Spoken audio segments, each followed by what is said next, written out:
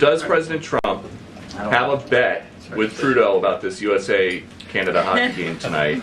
And when there is a big hockey game on, is the president watching for the goals or for the fights?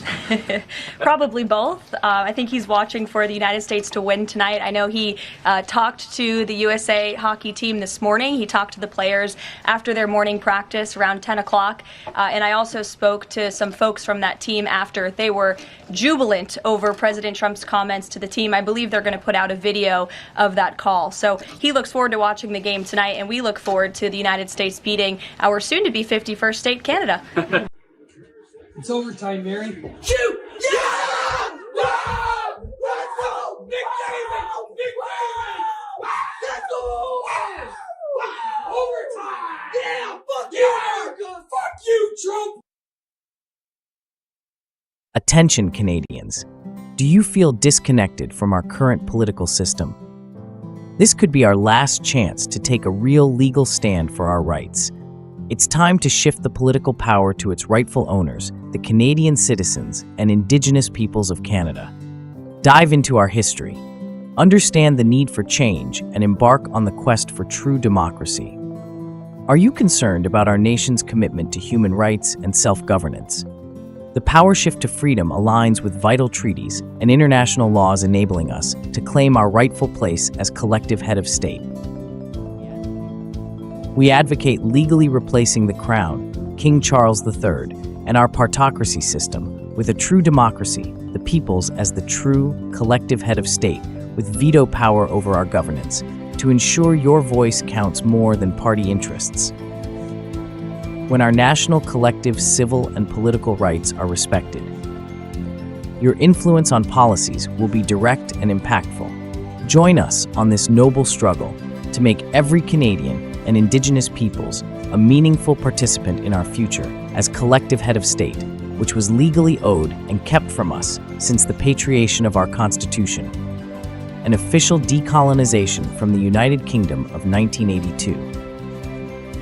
It's time to correct the past of our government's lies and omissions to the people of our great country before it is too late.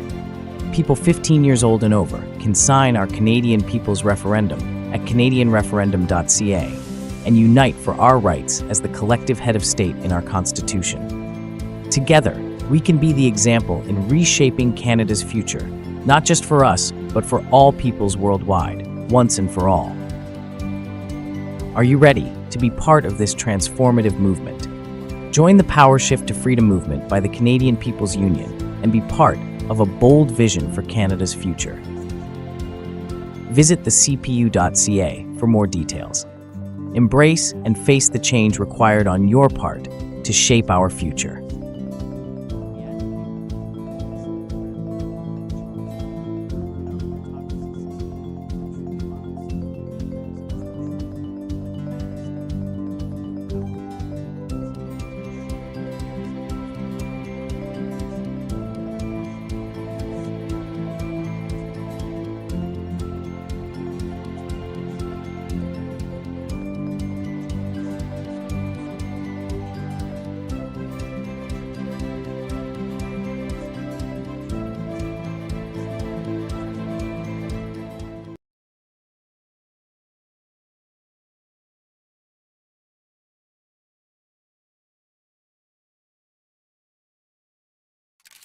Good afternoon.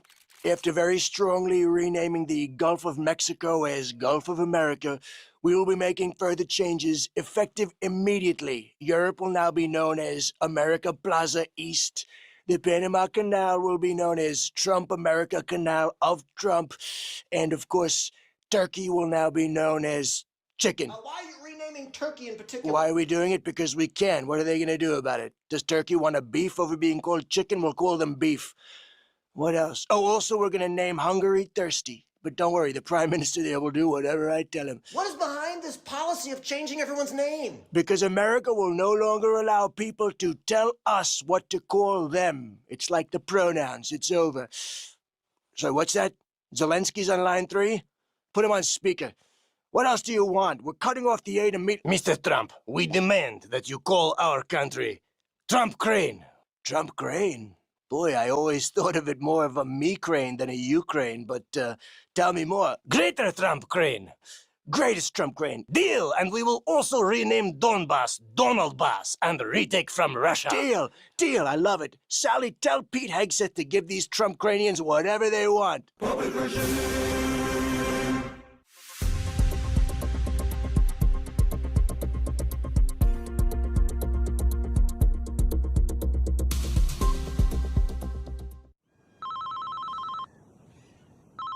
Hello? Donald! Oh, hello, Vladimir. How's it going in Russia? Good, good. Hey, listen, I've been looking at some stuff you've been saying lately. Did you see the video of me talking with Obama at the Carter funeral? Hilarious, Donald, and I love funerals. But, you know, some of other things, like about Panama Canal and Greenland and... I can't believe we ever gave the canal away. What a very sad and weak move. Well, tell me about it. It's how I feel about Khrushchev and Crimea. Yeah, whatever. Did you see Greenland wants to be part of the United States? It's like the Eastern Ukrainians or whatever. Ha, yeah, see, that's kind of point. I mean, it's... What's the problem? Well, I mean, it's just... You're stealing my material. Invading neighboring countries just because you can. That's my thing. Oh, is it now? Yeah. Yeah? Yeah. Well, what are you gonna do about it? You leave me no option. I am now backing Canada. You're what? Canada. I'm backing it. We will now call it Crusher. Well, I'm gonna call it Canada. Canada? What's Canada? That's not even a mix of USA and Canada. What are you... Well, I'm gonna say it. Big, beautiful Canada. Canada. Crusher. Canada. Crusher. Wait. Shouldn't we ask the Canadians what they think about all of this?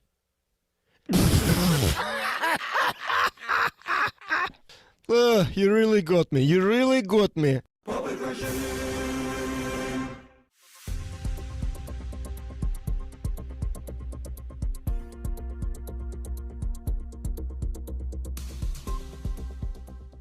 There's been a lot of funny talk lately about Canada becoming the 51st state of America. And it's got me thinking, if this were to happen, if we were to just erase this line right here and make it one big country, just how strong would it be? Well, let's take a look at it, starting with its sheer grandiosity. Canada is the world's second largest country, boasting a massive 3.85 million square miles of total area, while the US isn't far behind at fourth place with 3.67 million. But combined, they'd form an absolute behemoth of geography, 7.66 million square miles strong, leaving even the reigning champion, Russia, at 6.6 million square miles in the dust. Their population would be a combined 380 million people, which, well, would still be the world's third most populated country. Now, economically, the US is already by far the strongest economy on Earth, with a GDP of $30 trillion, far away from second place China's at $19 trillion. Then we combine Canada's $2 trillion GDP for a combined total of $32 trillion. But the thing is, if a merger did happen, there are ways in which the combined GDP would increase even more. In fact, I'd say it's almost guaranteed. See, the US and Canada already have quite a close economic relationship. Canada is the United States' largest trading partner. Over $2.7 billion in goods and services cross the border every day. If combined, this economic activity could become even more seamless. Customs delays would be eliminated, as would things like tariffs, processing, and certain regulatory mismatches between the two countries. Mismatches like agricultural and food safety standards, energy and environmental policies, and transport and logistics. But where this country would really gain strength in is essentially the US being able to harness all the natural resources that Canada has, which is a lot. The United States is the world's largest producer of petroleum and natural gas, and it could use its technological edge and infrastructure to better access Canada's reserves. Take the Athabasca tar sands in Alberta, for example. It's one of the world's largest crude oil deposits. They currently produce approximately 2.8 million barrels of oil per day and are part of a broader Canadian oil output of over 5.3 million barrels per day by the end of 2024. Canada exports 81% of its oil, and of those exports, 97% go to the US, 4 million barrels per day as of 2023. Most of that goes through the 31 oil pipelines that cross the US-Canada border. Without that border, there's potential to expand these pipelines, as well as the potential to increase production at the Athabasca tar sands, since the US is more lax than Canada in its environmental regulations when it comes to extracting oil, for better or worse, and has the tech to extract it more efficiently. Without a border, these pipelines would become more integrated. Expansions could be built with fewer regulatory hurdles and paperwork and international red tape type stuff. This is the point here. Unified decision-making. A merger would place all the oil and gas in Canada and the US under a single political and regulatory framework. This means countries like China and India would have to negotiate with a consolidated superpower rather than two separate entities, increasing North America's leverage. And this consolidated power would have a lot of oil and natural gas. It'd pump out 6.6 billion barrels of oil and 41.2 trillion cubic feet of natural gas per year. This would far surpass Saudi Arabia, which produces 3.8 billion barrels of oil and 13.6 trillion cubic feet of natural gas per year, and Russia, which produces 4 billion barrels of oil and 24 trillion cubic feet of natural gas per year.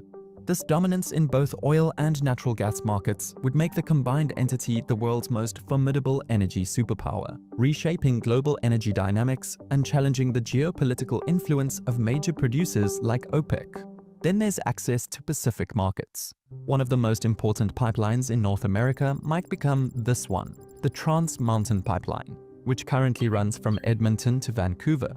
The pipeline is currently increasing its capacity to 890,000 barrels per day and provides a direct route to ports on Canada's west coast, from which oil can be shipped across the Pacific. Combined with the US's existing energy export facilities on the Gulf Coast, a unified North America could flood Asian markets, offering reliable supply chains to energy-hungry nations like China and India.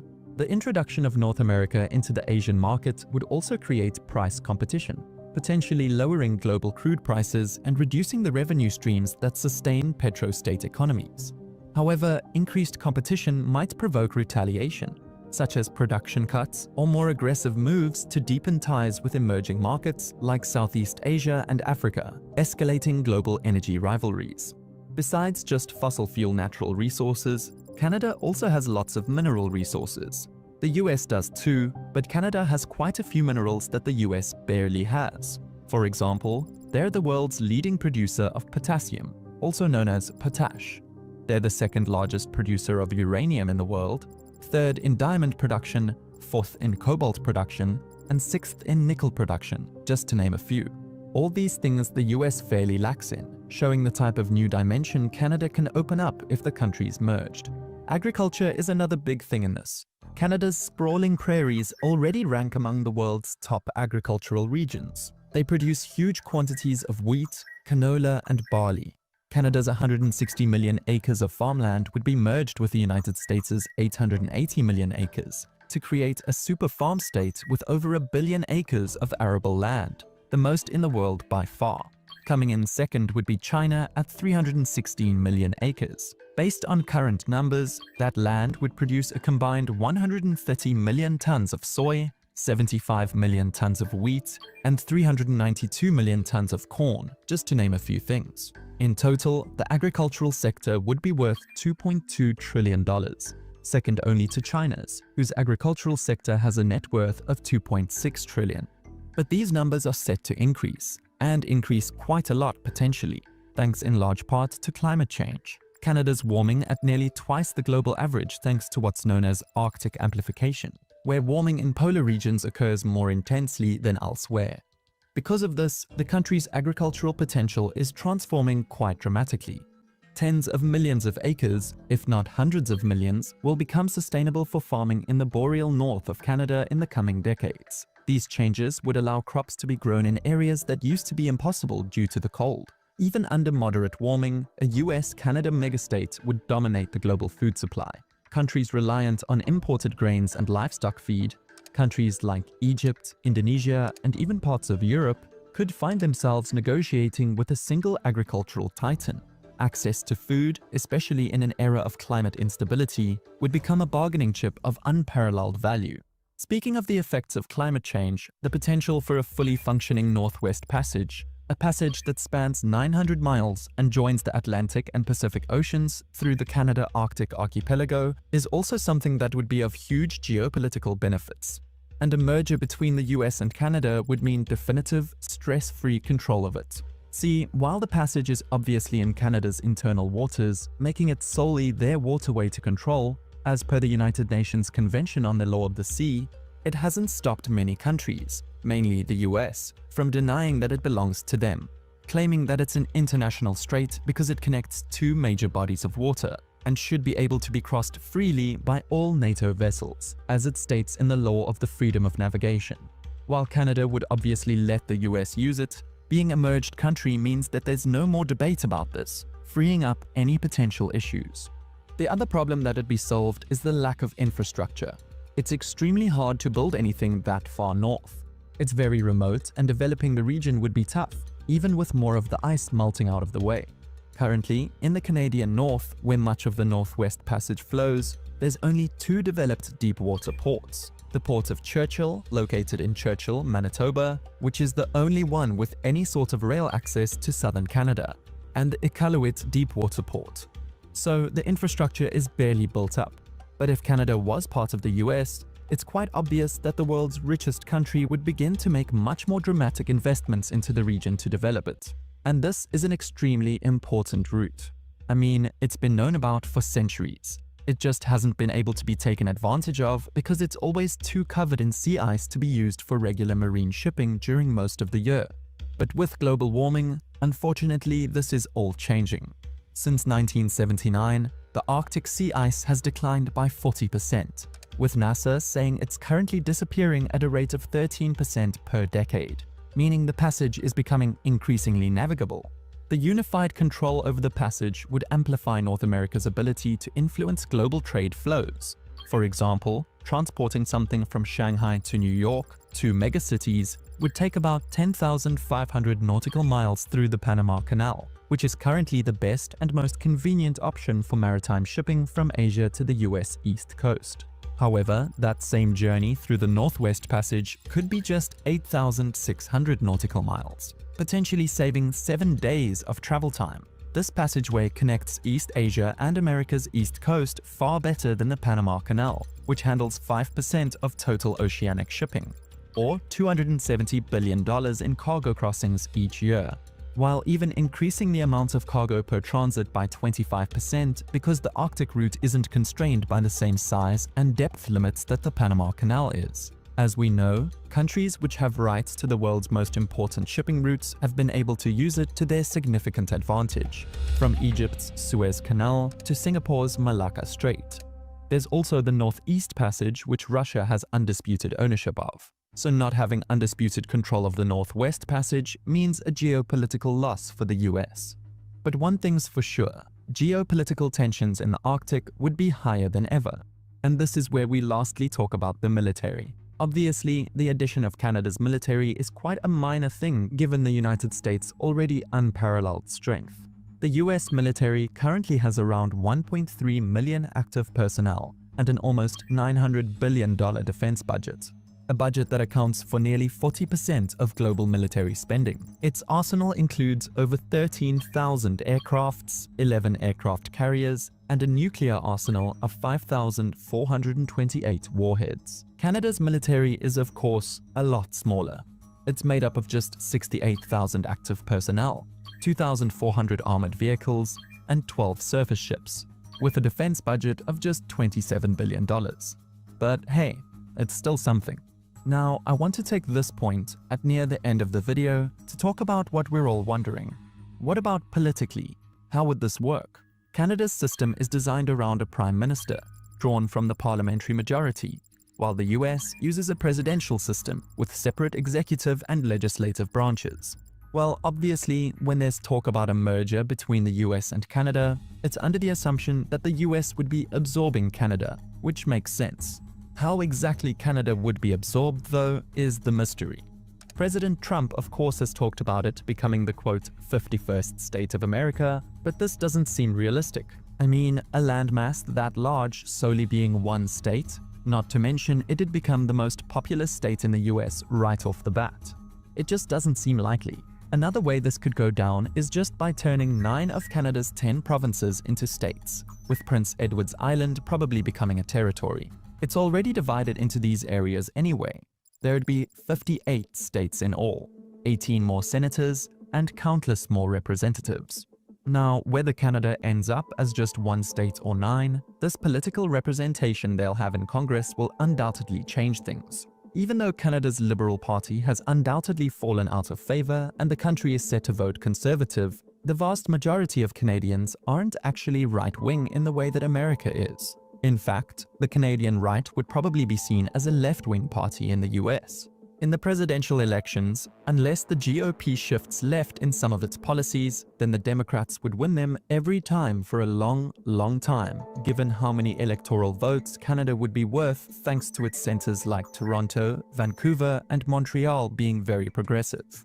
Essentially, Canada would be serving as a second, stronger California. This would be reflected as well in Congress. 18 senators coming from Canada would heavily tilt Congress in the Democrats' favor for possibly decades. Or if there's just 2, it'd still be a free 2 Senate seats. On the House level, keeping the chamber at 435 members means reapportionment would give Canada at least 45 seats from a host of states, giving the Dems an undisputed advantage here too. Lastly, there's Quebec to account for. Now, undoubtedly, with a merger of the US and Canada, there is absolutely no way that Quebec doesn't push the hardest they've ever done for an independent Quebec. And that's because, simply put, Quebecois culture wouldn't be able to survive being integrated into the largest Anglosphere country. And they know that. Stuff like KFC or Kentucky Fried Chicken being forced into being called Poulet Frit Kentucky, its French version by Quebec's language laws, simply would not stand in the US. This means that Quebec would most likely fall culturally, just like Louisiana's French heritage or New Mexico's Spanish heritage. In the end, a combined US and Canada is probably just a pipe dream, or a pipe nightmare depending on who you ask. But who knows? Borders have changed all the time throughout history. Maybe we'll just have to wait and see. Thanks for watching, and don't forget to subscribe for more content just like this. I'll see you in the next one. In April 2024, flying over the frozen expanse of Greenland, the Gulfstream 3 NASA research aircraft had been conducting routine surveys of Arctic ice sheets when the radar instruments captured an image that defied explanation. Cryospheric scientist Chad Green recalls the moment when they spotted the impossible. Quote, "We didn't know what it was at first." Deep under the ice, stretching for miles, was the unmistakable geometry of human engineering. Large structures, perfectly preserved. As the crew rushed to contact the base, the true nature of their discovery began to unravel. What they had found was Camp Century, a highly classified Cold War facility built with a single, terrifying purpose: to be the last resort during a nuclear Armageddon. In 1960, Danish Prime Minister H.C. Hansen found himself staring into a diplomatic nightmare. He had just been informed US military forces were constructing a massive underground base in northeastern Greenland, a Danish territory, and they hadn't bothered to ask permission. The Americans only revealed the project's existence after Danish officials began investigating disturbing reports from the region.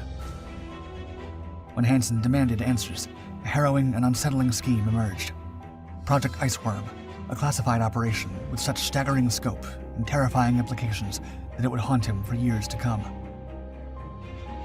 For Pentagon strategists in the 1960s, the worst-case scenario wasn't simply the start of a nuclear war, it was losing the crucial advantage of the first strike. Nuclear warfare strategy held that whoever struck first might be the only one left standing. A preemptive attack could obliterate an enemy's missile silos, command centers, and delivery systems in one devastating sweep, leaving them paralyzed and unable to retaliate. The Soviets knew this too, and the Americans needed insurance against a surprise Soviet first strike that could cripple their mainland defenses. Project Iceworm was that insurance policy, a plan of unthinkable ambition. Deep beneath Greenland's ice sheet, the US military would construct a vast network of tunnels and bunkers, all buried 100 feet below the surface. This frozen labyrinth would house hundreds of nuclear missile launch sites connected by thousands of ice tunnels to command centers and military installations. The scale was mind-boggling. 52,000 square miles of underground infrastructure, 3 times the size of Denmark itself. Launch complexes would be buried 28 feet down, with missile silos probing even deeper into the ice. These launch sites would be arranged in clusters spaced 4 miles apart, with new tunnels dug annually. Within 5 years, they planned to have thousands of potential firing positions, allowing them to constantly rotate hundreds of Iceman missiles, modified versions of the Air Force's Minutemen. This city under the ice would operate independently of Washington, powered by the PM-2A, the world's first mobile nuclear reactor. If the Soviets ever launched a surprise attack that devastated the US mainland, they would be in for a massive surprise, a barrage of nuclear warheads erupting from Greenland's ice cap. Now, Hansen faced an impossible choice: quietly acquiesce to the secret American doomsday facility in Danish territory, or risk the diplomatic fallout of exposing it to the world. Either way, he felt the weight of nuclear war on his shoulders. What Hansen learned next was even more unsettling. The Americans weren't just planning this facility, they had already begun to carve it into Greenland's ice. Using cut-and-cover trenching, they were building an underground city beneath the frozen wasteland. The technique was deceptively simple. Dig a trench, build within it, then let the ice reclaim it. Perfect for hiding something you never want to be found. The scale of construction was staggering. Massive steel arches spanned trenches stretching 1,100 feet long, creating 26-foot wide and high caverns with enough space to house entire buildings. They were constructing a subterranean metropolis, complete with modern bathrooms, dining halls, and medical facilities. Prefabricated buildings rose within these frozen corridors, while vehicles rumbled through the tunnels, shuttling supplies to vast storage areas filled with fuel and food. At its heart, the mobile nuclear reactor hummed steadily, proving it could power this underground world at a moment's notice. Hansen and Danish military officials were furious at the Americans' audacity, constructing this buried city in their territory without so much as a diplomatic courtesy. Yet revealing the project would only serve Moscow's interests, potentially leaving Denmark vulnerable if the Cold War ever turned hot. Swallowing his pride, Hansen gave the Americans their blessing, and Project Iceworm burrowed deeper into the ice. Already, hundreds of personnel lived and worked in this frozen underworld as the complex expanded relentlessly. They drew water directly from the glacier through an ingenious system of rod wells, perforated pipes buried horizontally in the ice connected to suction pumps. Every drop was meticulously tested for contaminants, even the plague. The facility, now dubbed Camp Century, grew more sophisticated by the day, its fleet of vehicles patrolling an ever-expanding network of tunnels. To the Pentagon, it seemed like the perfect plan was falling into place. A massive nuclear arsenal hidden beneath the Arctic ice, ready to strike even after a Soviet first strike had devastated the mainland. With Danish cooperation secured, nothing seemed capable of stopping this ambitious project. But the ice had other plans. The first signs of trouble at Camp Century emerged when the people living inside the ice tunnels began to experience a rather fetid problem. The sewage disposal system proved catastrophically flawed. The sewage sump was positioned 150 feet from the nearest building and initially constructed without ventilation. By the end of the first year of operation, the odor had become nearly unbearable in the nearest quarters. While subsequent venting at the sump reduced the stench, it failed to address the underlying problem. Core samples taken in 1962 revealed that liquid waste had permeated up to 170 feet horizontally through the ice, accelerating trench deformation and allowing the sewage odor to infiltrate nearby sleeping quarters. The situation became so dire that some areas had to be abandoned due to sanitation concerns. Then there was the problem of snow accumulation on the tunnel walls, which proved far more problematic than planners had projected. Teams worked tirelessly with specialized equipment to trim back the perpetually growing snow layers, which threatened to completely bury operational areas. Soon, engineers noticed the ice tunnels housing the nuclear reactor were compressing at an alarming rate, nearly 2 feet per year rather than the projected 4 inches. This rapid compression threatened to crush vital equipment and created dangerous structural instability throughout the facility.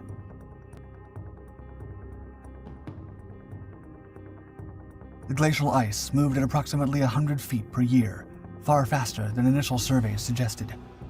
Engineers fought a losing battle, trying to stabilize structures against these powerful glacial forces. Although ice caps may appear solid and stable, they are constantly in motion, spreading outward from their center. Over time, this movement causes tunnels and trenches to become narrower as their walls shift, deform, and bulge, ultimately resulting in ceiling collapses. By mid-1962, the ceiling of the reactor room at Camp Century had sunk and required raising by 5 feet. Project Iceworm planners had severely underestimated the shifting ice sheets, and it was now generating a plethora of critical issues. The nail in the coffin came when new studies revealed the ice sheet's movement would likely carry the entire facility, including its nuclear waste and frozen sewage, toward the coast. The impossibility of maintaining operations under such hostile conditions forced the military to abandon both Camp Century and the broader Project Iceworm initiative. The camp was abruptly shut down in 1966. But the mystery was to prevail. The public was never to know about the existence of Camp Century.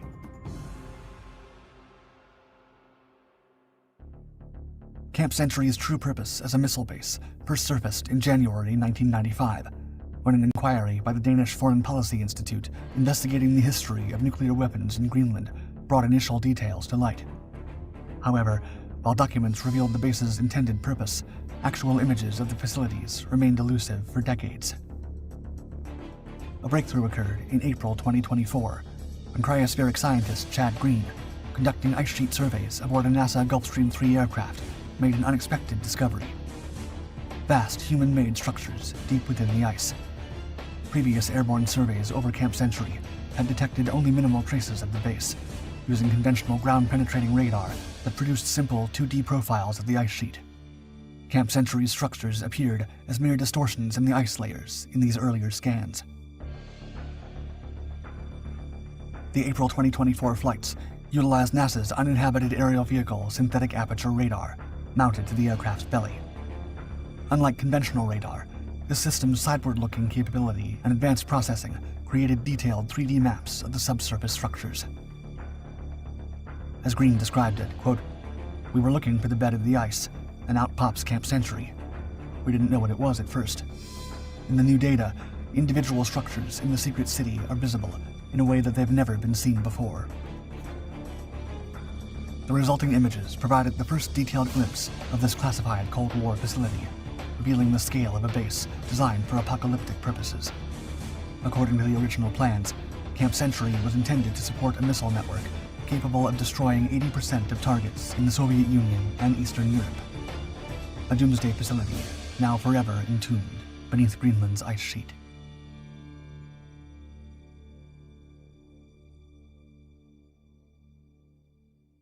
Jeffrey Sachs is about to give a talk here in the European Parliament. Enjoy it. When the Soviet Union ended in 1991, the United States literally believed this is now a U.S. world, and we will do as we want. The wars in the Middle East, Serbia, the wars in Africa, these are wars that the United States led and caused. And this has been true for more than 40 years. Europe has not had any foreign policy during this period that I can figure out. No voice, no unity, no clarity, only American loyalty. Please don't have American officials as head of Europe. Have European officials. Have a European foreign policy. You're going to be living with Russia for a long time, so please negotiate with Russia. Trump and President Putin will agree to end the war. If Europe does all its great warmongering, it doesn't matter. The war is ending. Not one word is told to the American people about anything, or to you, or by any of your newspapers these days. This idea that Putin's reconstructing the Russian Empire, this is childish propaganda. So the war started. What was Putin's intention in the war? I can tell you what his intention was. When Zelensky said in 7 days, let's negotiate, I know the details of this exquisitely. I flew to Ankara to listen in detail to what the mediators were doing. Ukraine walked away unilaterally from a near agreement. Why? Because the United States told them to. I begged the Ukrainians, and I had a track record with the Ukrainians. I advised the Ukrainians. I'm not anti-Ukrainian, I'm pro-Ukrainian completely. I said, save your lives, save your sovereignty, save your territory, be neutral. Don't listen to the Americans. I repeated to them the famous adage of Henry Kissinger, that to be an enemy of the United States is dangerous, but to be a friend is fatal. Above all, I want to welcome Professor Jeffrey Sachs. And today, Jeff is probably the person in the world to speak up for peace, everywhere for peace, which is all these things combined. And therefore, I'm very happy that you're here. And I'm here since 6 months in this parliament. And for yet somebody who worked for the UN, I was actually quite shocked to learn that this parliament speaks only about war. I think we have now to rethink what we want to do. And I hope the European Union will also come, because I'm pro-European Union, will come to realize that we have also to see how we seek peace and how we manage peace and how we create, again, a peaceful Europe. And Jeff might give us, for these things, some insight. Thank you very much. I've watched the events very close up in Eastern Europe, the former Soviet Union, Russia, very closely for the last 36 years. I was an advisor to the Polish government in 1989, to President Gorbachev in 1990 and 91, to President Yeltsin in 1991 to 1993, to President Kuchma of Ukraine in 1993-94. I helped introduce the Estonian currency. I helped several countries in former Yugoslavia, especially Slovenia. I've watched the events very close up for 36 years. After the Maidan, I was asked by the new government to come to Kiev, and I was taken around the Maidan, and I learned a lot of things firsthand. I've been in touch with Russian leaders for more than 30 years. I know the American political leadership close up. Our previous Secretary of Treasury was my macroeconomics teacher 51 years ago, or just to give you an idea. So we were very close friends for a half century. I know all of these people. I just want to say this because what I want to explain in my point of view is not secondhand, it's not ideology, it's what I've seen with my own eyes and experienced during this period. In my understanding of the events that have befallen Europe in many contexts, and I'll include not only the Ukraine crisis, but Serbia, 1999, the wars in the Middle East, including Iraq, Syria, the wars in Africa, including Sudan, Somalia, Libya. These are, to a very significant extent, that would surprise you, perhaps, and would be denounced about what I'm about to say. These are wars that the United States led and caused. And this has been true for more than 40 years now. What happened, more than 30 years, I should say, to be more precise. The United States came to the view, especially in 1990, 91, and then with the end of the Soviet Union, that the US now ran the world, and that the US did not have to heed anybody's views, red lines, concerns, security viewpoints, or any international obligations or any UN framework. I'm sorry to put it so plainly, but I do want you to understand. I tried very hard in 1991 to get help for Gorbachev, who I think was the greatest statesman of our modern time. I recently read the archived memo of the National Security Council discussion of my proposal, how they completely dismissed it and laughed it off the table when I said that the United States should help the Soviet Union in financial stabilization and in making its reforms. And the memo documents, including some of my former colleagues at Harvard in particular, saying we will do the minimum that we will do to prevent disaster, but the minimum. It's not our job to help. Quite the contrary, it's not our interest to help. When the Soviet Union ended in 1991, the view became even more exaggerated. And I can name chapter and verse, but the view was we run the show. Cheney, Wolfowitz, and many other names that you will have come to know literally believed this is now a US world and we will do as we want. We will clean up from the former Soviet Union. We will take out any remaining allies. Countries like Iraq, Syria, and so forth will go. And we've been experiencing this foreign policy for now essentially 33 years. Europe has paid a heavy price for this because Europe has not had any foreign policy during this period that I can figure out. No voice, no unity, no clarity, no European interests, only American loyalty.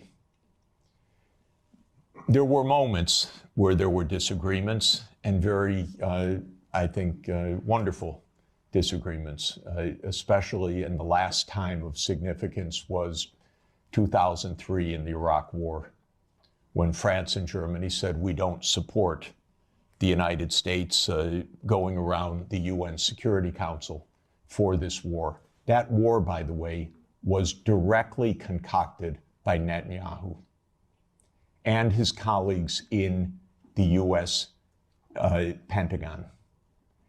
I'm not saying that it was a link or mutuality. I'm saying it was a direct war. That was a war carried out for Israel. It was a war that Paul Wolfowitz and Douglas Feith coordinated with Netanyahu. And that was the last time that Europe had a voice. And I spoke with European leaders then, and they were very clear, and it was quite wonderful. Europe lost its voice entirely after that, but especially in 2008. Now, what happened after 1991 to get to 2008 is that the United States decided that unipolarity meant that NATO would enlarge somewhere from Brussels to Vladivostok, step by step. There would be no end to eastward enlargement of NATO. This would be the US unipolar world. If you play the game of Risk as a child, like I did, this is the US idea, to have the peace on every part of the board. Any place without a US military base is an enemy, basically. Neutrality is a dirty word in the US political lexicon. Perhaps the dirtiest word. At least if you're an enemy, we know you're an enemy. If you are neutral, you're subversive. Because then you're really against us, because you're not telling us. You're pretending to be neutral. So this was the mindset, and the decision was taken formally in 1994 when President Clinton signed off on NATO enlargement to the east. You will recall that in February 7th, 1991, Hans-Dietrich Genscher and James Baker III spoke with Gorbachev. Genscher gave a press conference afterwards where he explained, NATO will not move eastward. We will not take advantage of the dissolution of the Warsaw Pact. And understand that was in a juridical context, not a casual context. This was the end of World War II being negotiated for German reunification. And an agreement was made that NATO will not move 1 inch eastward. And it was explicit, and it is in countless documents. And just look up National Security Archive of George Washington University, and you can get dozens of documents. It's a website called What Gorbachev Heard About NATO. Take a look, because everything you're told by the US is a lie about this. But the archives are perfectly clear. So the decision was taken in 1994 to expand NATO all the way to Ukraine. This is a project. This is not one administration or another. This is a US government project that started more than 30 years ago.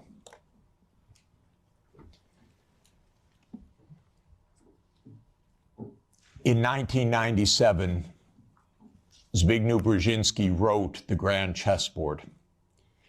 That is not just musings of Mr. Brzezinski. That is the presentation of the decisions of the United States government explained to the public, which is how these books work. And the book describes the eastward enlargement of Europe and of NATO as simultaneous events. And there's a good chapter in that book that says, what will Russia do as Europe and NATO expand eastward? And I knew Zbigniew Brzezinski personally. He was very nice to me. I was advising Poland. He was a big help. He was a very nice and smart man, and he got everything wrong. So in 1997, he wrote in detail why Russia could do nothing but accede to the eastward expansion of NATO and Europe. In fact, he says the eastward expansion of Europe, and not just Europe, but NATO. This was a plan, a project. And he explains how Russia will never align with China. Unthinkable. Russia will never align with Iran. Russia has no vocation other than the European vocation. So as Europe moves east, there's nothing Russia can do about it. So says yet another American strategist. Is it any question why we're in war all the time? Because one thing about America is we always know what our counterparts are going to do, and we always get it wrong. And one reason we always get it wrong is that in game theory that the American strategists play, you don't actually talk to the other side. You just know what the other side's strategy is. It's wonderful. It saves so much time. You don't need any diplomacy. So this project began, and we had a continuity of government for 30 years, until maybe yesterday, perhaps. 30 years of a project. Ukraine and Georgia were the keys to the project. Why? Because America learned everything it knows from the British. And so we are the wannabe British Empire. And what the British Empire understood in 1853, Lord Palmerston, excuse me, is that you surround Russia in the Black Sea and you deny Russia access to the Eastern Mediterranean. And all you're watching is an American project to do that in the 21st century. The idea was that there would be Ukraine, Romania, Bulgaria, Turkey, and Georgia as the Black Sea littoral that would deprive Russia of any international status by blocking the Black Sea and essentially by neutralizing Russia as more than a local power. Brzezinski's completely clear about this. And before Brzezinski, there was Mackinder. And who owns the island of the world owns the world. So this project goes back a long time. I think it goes back basically to Palmerston. And again, I've lived through every administration. I've known these presidents. I've known their teams. Nothing changed much from Clinton to Bush to Obama to Trump 1 to Biden. Maybe they got worse step by step. Biden was the worst in my view. Maybe also because he was not compos mentis for the last couple of years. And I say that seriously, not as a snarky remark. The American political system is a system of image.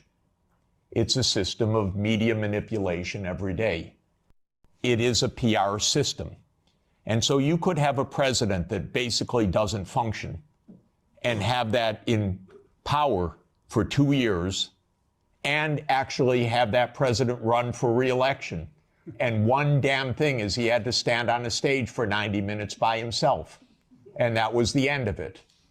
Had it not been that mistake, he would have gone on to have his candidacy, whether he was sleeping after 4 p.m. in the afternoon or not. So this is actually the reality. Everybody goes along with it. It's impolite to say anything that I'm saying because we don't speak the truth about almost anything in this world right now. So this project went on from the 1990s, bombing Belgrade 78 straight days in 1999 was part of this project. Splitting apart the country when borders are sacrosanct, aren't they indeed? Except for Kosovo. That's fine, because borders are sacrosanct except when America changes them. Sudan was another related project. The South Sudan rebellion. Did that just happen because South Sudanese rebelled? Or can I give you the CIA playbook to please understand as grown-ups what this is about? Military events are costly. They require equipment, training, base camps, intelligence, finance. That comes from big powers. That doesn't come from local insurrections. South Sudan did not defeat North Sudan or Sudan in a tribal battle. It was a U.S. project.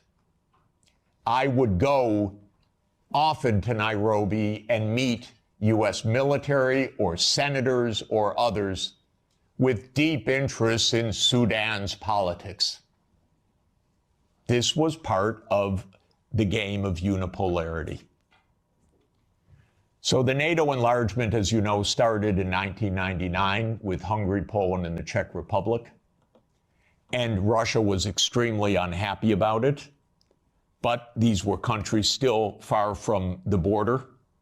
And Russia protested, but of course to no avail. Then George Bush Jr. came in. When 9/11 occurred, President Putin pledged all support. And then the U.S. Decided in September 20th, 2001, that it would launch 7 wars in 5 years. And you can listen to General Wesley Clark online talk about that. He was NATO's supreme commander in 1999. He went to the Pentagon on September 20th, 2001. He was handed the paper explaining 7 wars. These, by the way, were Netanyahu's wars. The idea was partly to clean up old Soviet allies and partly to take out supporters of Hamas and Hezbollah. Because Netanyahu's idea was there will be one state, thank you, only one state. It will be Israel. Israel will control all of the territory. And anyone that objects, we will overthrow. Not we exactly, our friend, the United States. That's U.S. policy until this morning. We don't know whether it will change. Now, the only wrinkle is that maybe the U.S. will own Gaza instead of Israel owning Gaza. But the idea has been around at least for 25 years. It actually goes back to a document called Clean Break that Netanyahu and his American political team put together in 1996 to end the idea of the two-state solution. You can also find it online. So these are projects. These are long-term events. These aren't, is it Clinton? Is it Bush? Is it Obama? That's the boring way to look at American politics, as the day-to-day game, but that's not what American politics is. So the next round of NATO enlargement came in 2004 with 7 more countries. The 3 Baltic states, Romania, Bulgaria, Slovenia, and Slovakia. At this point, Russia was pretty damn upset. This was a complete violation of the post-war order agreed with German reunification. Essentially, it was a fundamental trick or defection of the U.S. from a cooperative arrangement, is what it amounted to, because they believe in unipolarity. So as everybody recalls, because we just had the Munich Security Conference last week in 2007, President Putin said, stop, enough, enough, stop now. And of course, what that meant was in 2008, the United States jammed down Europe's throat enlargement of NATO to Ukraine and to Georgia. This is a long-term project. I listened to Mr. Saakashvili in New York in May of 2008, and I walked out, called Sonia, and said, this man's crazy. And a month later, a war broke out because the United States told this guy, we saved Georgia. And he stands at the Council on Foreign Relations, says, Georgia's in the center of Europe. Well, it ain't, ladies and gentlemen. It's not in the center of Europe. And the most recent events are not helpful for Georgia, for its safety, and your MPs going there, or MEPs going there, and European politicians. That gets Georgia destroyed. That doesn't save Georgia. That gets Georgia destroyed. Completely destroyed. In 2008, as everybody knows, our former CIA director, William Burns, sent a long message back to Condoleezza Rice. Niet means niet, about expansion. This we know from Julian Assange, because believe me, not one word is told to the American people about anything, or to you, or by any of your newspapers these days. So we have Julian Assange to thank, but we can read the memo in detail. As you know, Viktor Yanukovych was elected in 2010 on the platform of neutrality. Russia had no territorial interests or designs in Ukraine at all. I know, I was there during these years. What Russia was negotiating was a 25-year lease to 2042 for Sevastopol Naval Base. That's it. Not for Crimea, not for the Donbass, nothing like that. This idea that Putin is reconstructing the Russian Empire, this is childish propaganda. Excuse me. If anyone knows the day-to-day and year-to-year history, this is childish stuff. Childish stuff seems to work better than adult stuff.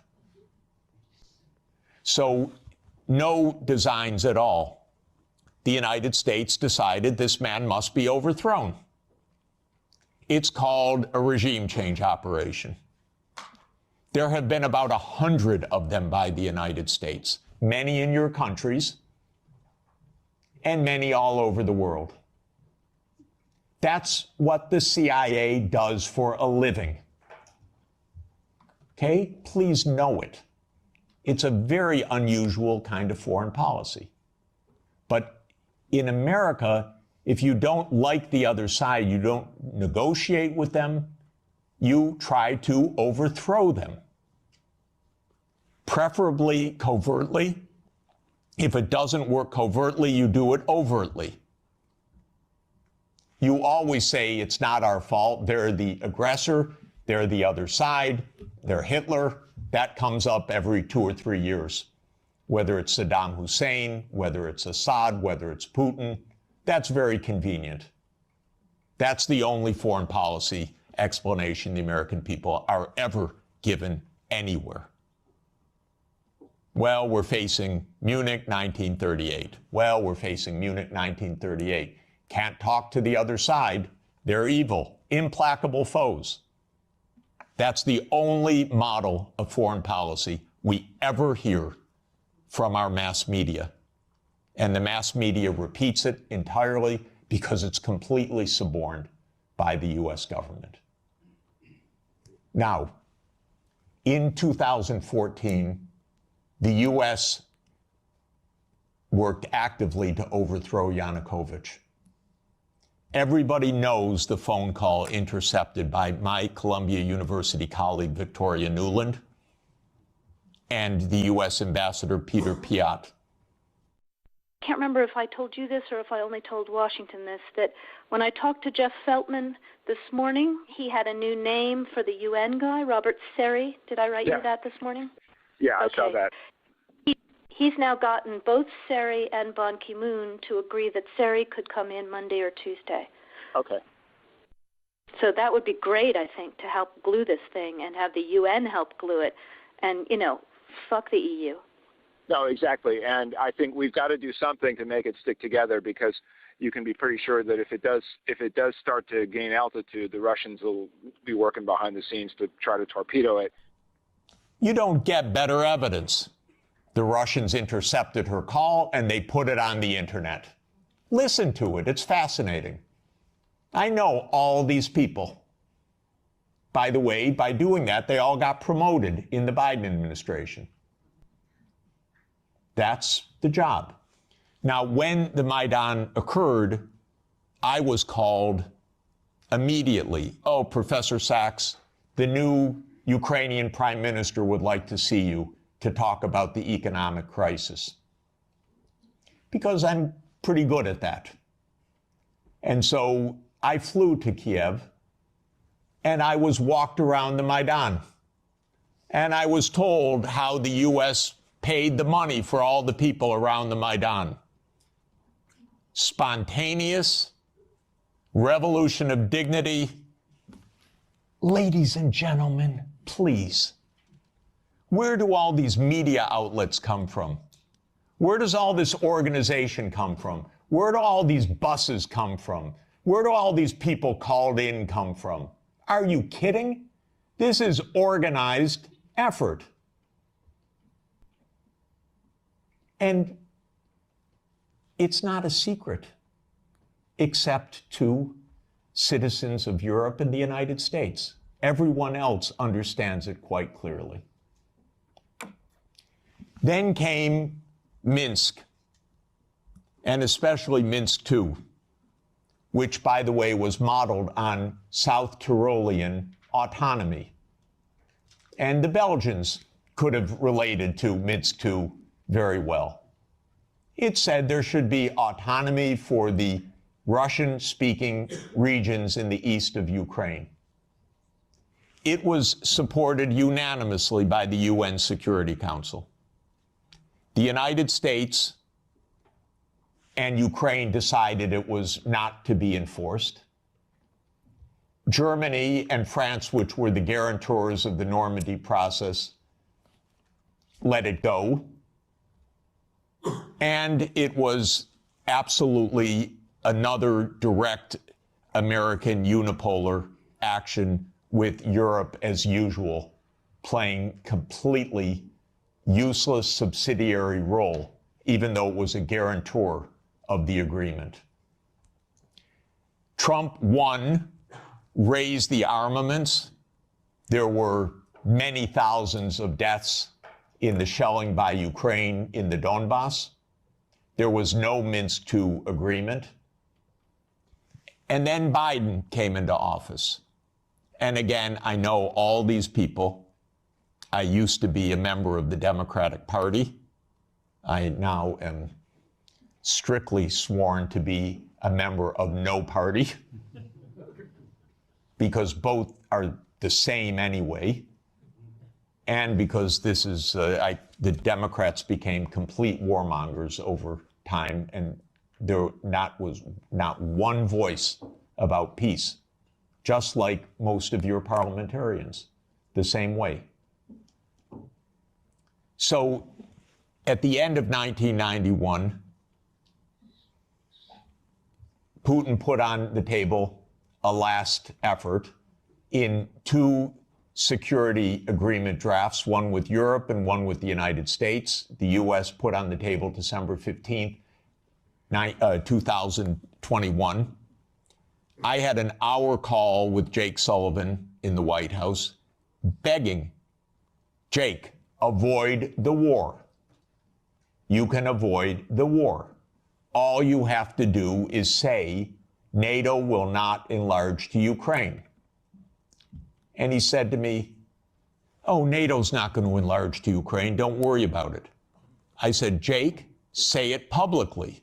No, we can't say it publicly. Say, Jake, you're going to have a war over something that isn't even going to happen? He said, don't worry, Jeff, there will be no war. These are not very bright people. I'm telling you. If I can give you my honest view, they're not very bright people. And I've dealt with them for more than 40 years. They talk to themselves. They don't talk to anybody else. They play game theory. In non-cooperative game theory, you don't talk to the other side. You just make your strategy. This is the essence of game theory. It's not negotiation theory. It's not peacemaking theory. It is unilateral, non-cooperative theory, if you know formal game theory. That's what they play. It started at the Rand Corporation. That's what they still play. In 2019, there's a paper by Rand, How Do We Extend Russia? Do you know they wrote a paper, which Biden followed, How Do We Annoy Russia? That's literally the strategy. How do we annoy Russia? We're trying to provoke it, trying to make it break apart, maybe have regime change, maybe have unrest, maybe have economic crisis. That's what you call your ally. Are you kidding? So I had a long and frustrating phone call with Sullivan. I was standing out in the freezing cold. I happened to be trying to have a ski day. And there I was, Jake, don't have the war. Oh, there'll be no war, Jeff. We know a lot of what happened the next month, which is that they refused to negotiate. The stupidest idea of NATO is the so-called open door policy. Are you kidding? NATO reserves the right to go where it wants without any neighbor having any say whatsoever? Well, I tell the Mexicans and the Canadians don't try it. You know, Trump may want to take over Canada. So Canada could say to China, why don't you build a military base in Ontario? I wouldn't advise it. And the United States would not say, well, it's an open door. That's their business. I mean, they can do what they want. That's not our business. But grown-ups in Europe repeat this. In Europe, in your commission, your high representative. This is nonsense stuff. This is not even baby geopolitics. This is just not thinking at all. So the war started. What was Putin's intention in the war? I can tell you what his intention was. It was to force Zelensky to negotiate neutrality. And that happened within 7 days of the start of the invasion. You should understand this, not the propaganda that's written about this. Oh, that they failed and he was going to take over Ukraine. Come on, ladies and gentlemen, understand something basic. The idea was to keep NATO, and what is NATO? It's the United States, off of Russia's border. No more, no less. I should add one very important point. Why are they so interested? First, because if China or Russia decided to have a military base on the Rio Grande or in the Canadian border, not only would the United States freak out, we'd have war within about 10 minutes, but because the United States unilaterally abandoned the anti-ballistic missile treaty in 2002 and ended the nuclear arms control framework by doing so. And this is extremely important to understand. The nuclear arms control framework is based on trying to block a first strike. The ABM treaty was a critical component of that. The U.S. unilaterally walked out of the ABM treaty in 2002. It blew a Russian gasket. So everything I've been describing is in the context of the destruction of the nuclear framework as well. And starting in 2010, the U.S. put in Aegis missile systems in Poland and then in Romania. And Russia doesn't like that. And one of the issues on the table in December and January, December 2021, January 2022, was, does the United States claim the right to put missile systems in Ukraine? And Blinken told Lavrov in January 2022, the United States reserves the right to put missile systems wherever it wants. That's your putative ally. And now let's put intermediate missile systems back in Germany. The United States walked out of the INF Treaty unilaterally in 2019. There is no nuclear arms framework right now. None.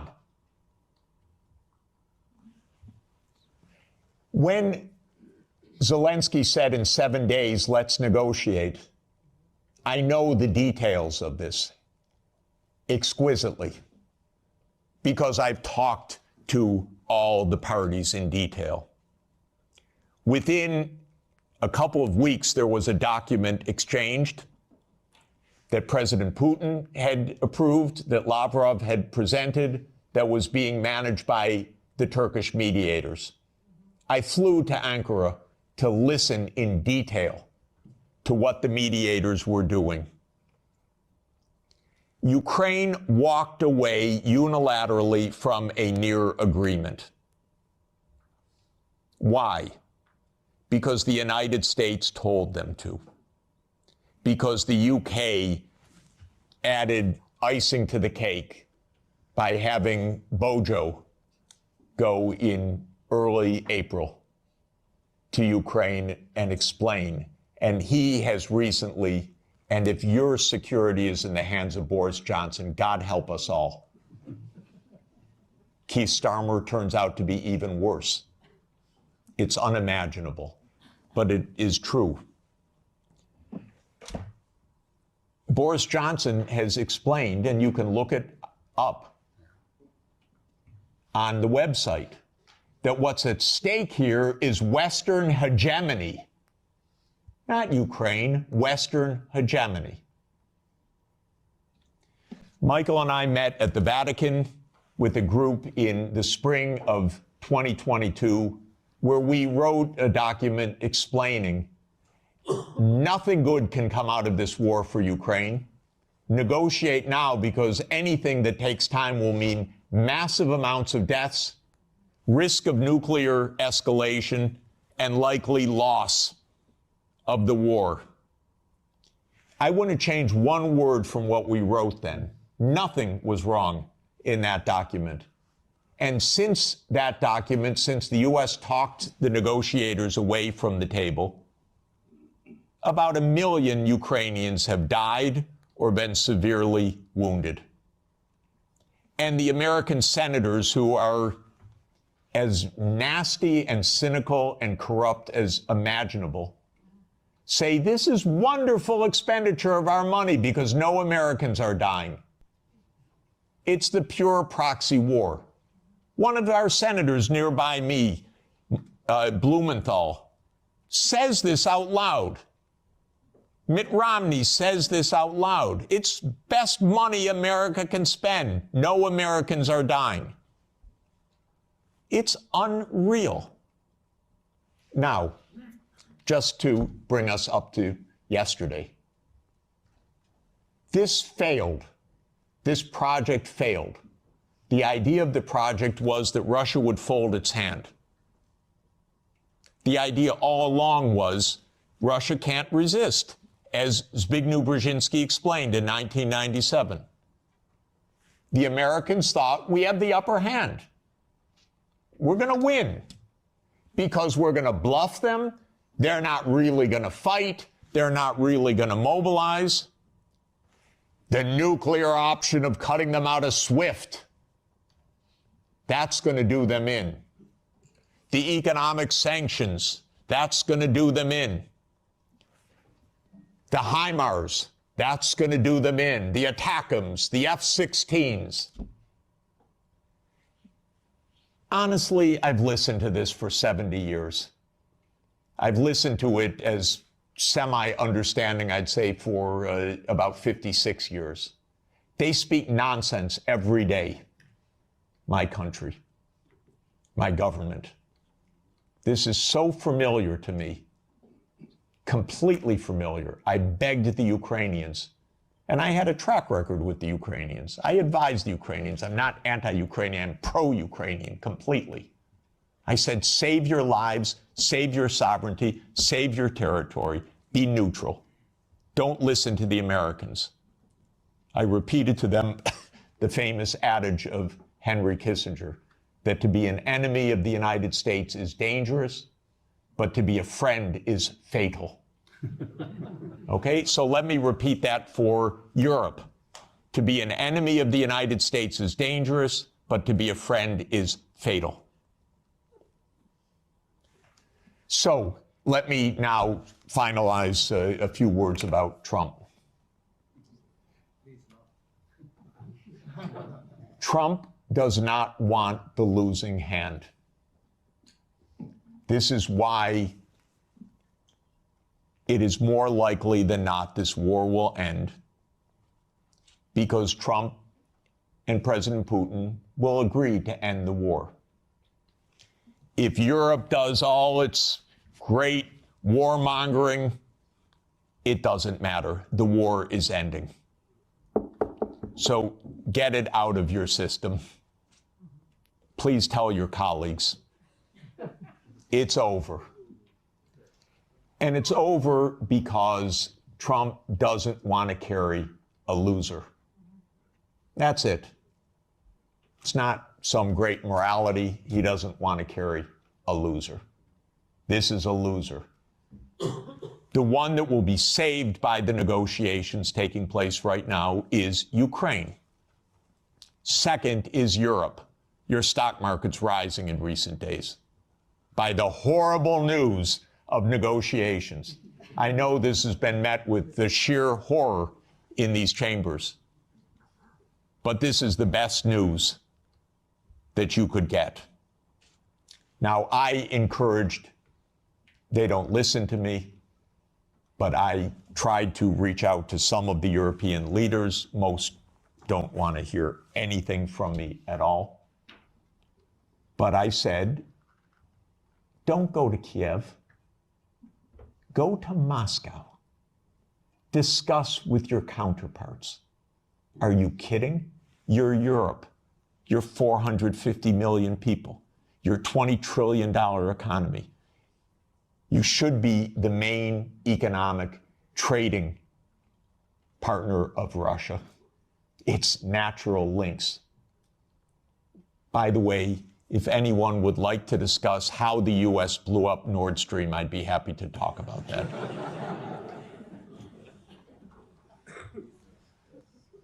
So, the Trump administration is imperialist at heart. It is great powers dominate the world. It is we will do what we want when we can. We will be better than a senescent Biden, and we'll cut our losses where we have to. There are several war zones in the world, the Middle East being another. We don't know what will happen with that. Again, if Europe had a proper policy, you could stop that war. I'll explain how. But war with China is also a possibility.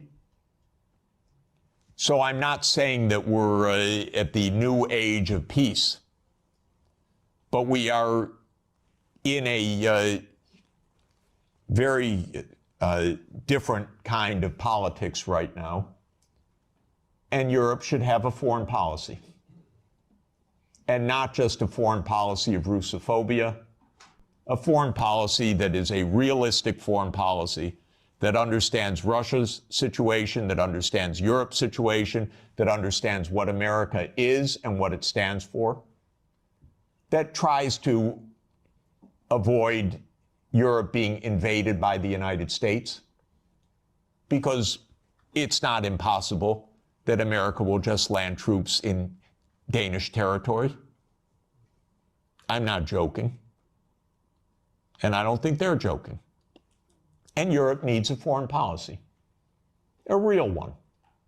Not a, yes, we'll bargain with Mr. Trump and meet him halfway. You know what that will be like? Give me a call afterwards. Please don't have American officials as head of Europe. Have European officials. Please. Have a European foreign policy. You're going to be living with Russia for a long time, so please negotiate with Russia.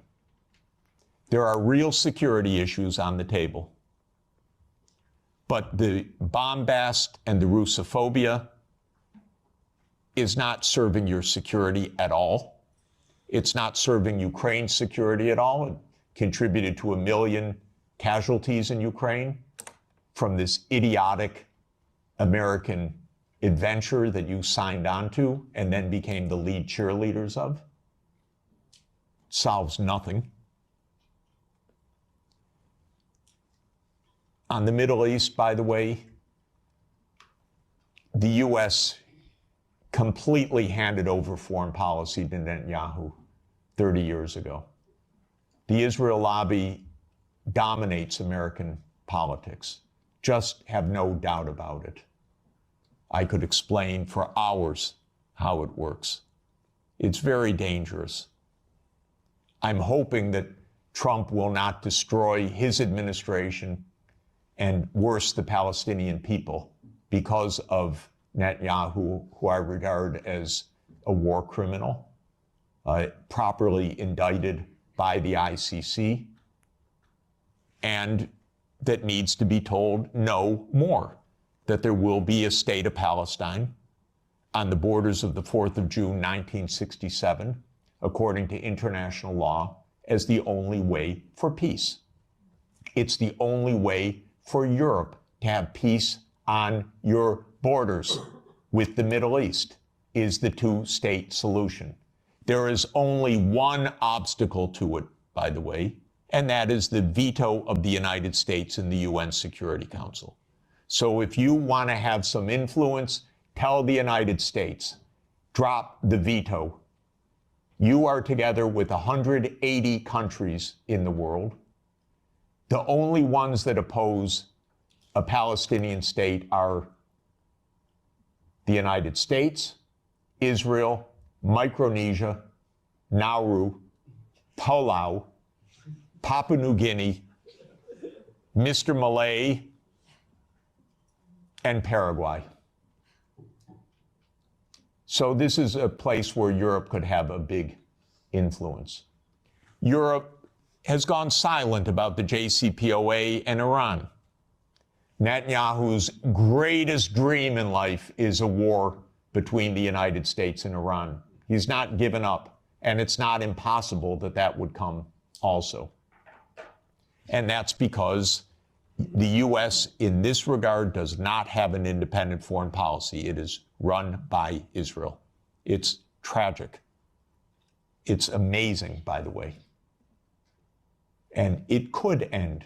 Trump may say that he wants foreign policy back. Maybe. I'm hoping that it's the case. Finally, let me just say with respect to China, China is not an enemy. China is just a success story.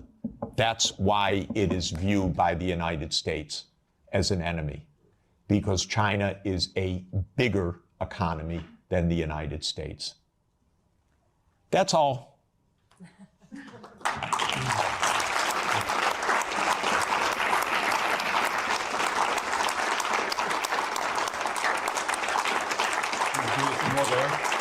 Thanks.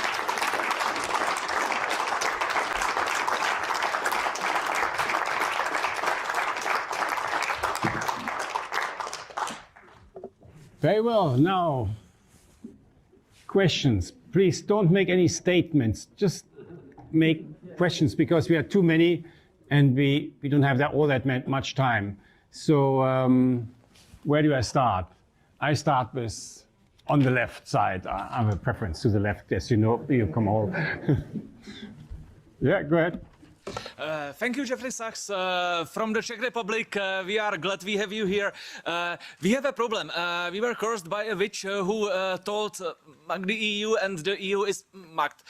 So it won't be improved until 2029. But what we, the Central Europeans, should do in the meantime, especially if the Germans don't happen to vote for Sarah Wagenknecht enough, are we supposed to create some kind of neutrality for the Central Europe, or what would you suggest us to do? Yeah. So, first of all my grandchildren are Czech, I want you to know. And Sonia is Czech-born and Czech citizen, so we're very proud. I'm the trailing spouse in this, but I'm a Czech wannabe.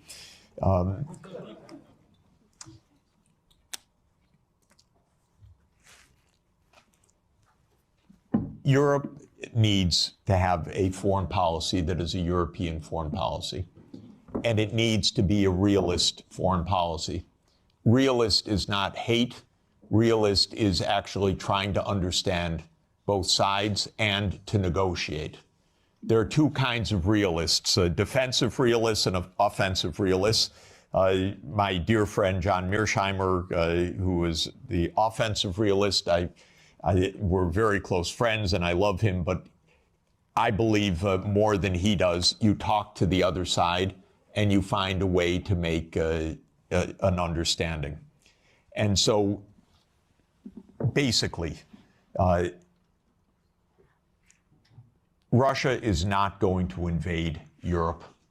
This is the fundamental point. it may get up to the Dnieper River.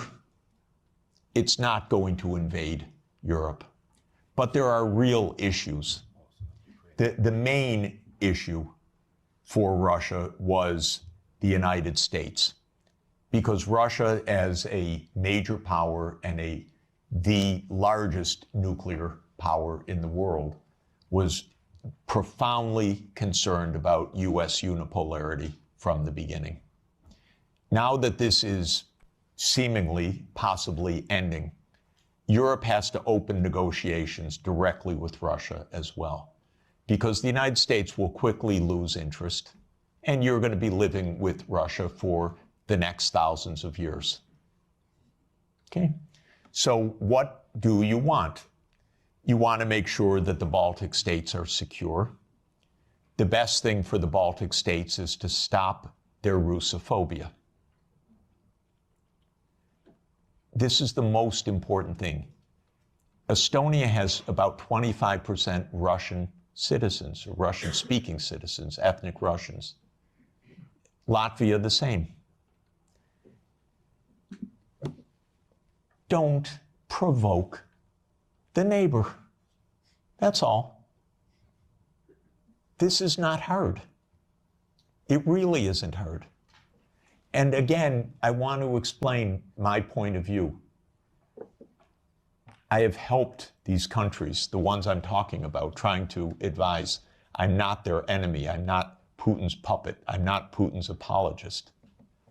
I worked in Estonia. They gave me, I think it's the second highest civilian honor that a president of Estonia can bestow on a non-national, because I designed their currency system for them in 1992.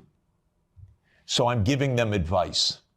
Do not stand there, Estonia, and say, we want to break up Russia. Are you kidding? Don't. This is not how to survive in this world. You survive with mutual respect, actually. You survive in negotiation. You survive in discussion. You don't outlaw the Russian language. Not a good idea when 25% of your population has a first language of Russian. It's not right, even if there weren't a giant on the border. It wouldn't be the right thing to do. You'd have it as an official language. You'd have a language of in lower school. You wouldn't antagonize the Russian Orthodox Church. So basically, we need to behave like grown-ups. And when I constantly say that they're acting like children, Sonia always says to me, that's unfair to children. Because this is worse than children.